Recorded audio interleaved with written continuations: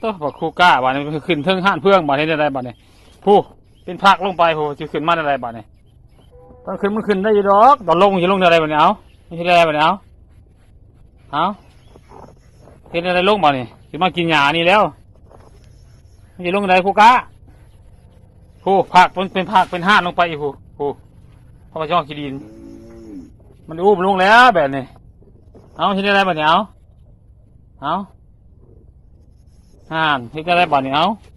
บอกมึงดื้อลูกนี่กระติกสูงตัวลูกนี่ขาหักตายซ้ำเอาผมอุ้มลงมาเห็นอะไรลงคมดื้อนะเพราะ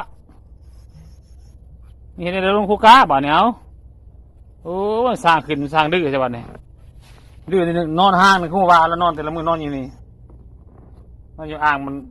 ใส่หญ้านะตอนนี้ขึ้นก้อนห้านเฟื่องบาทนะ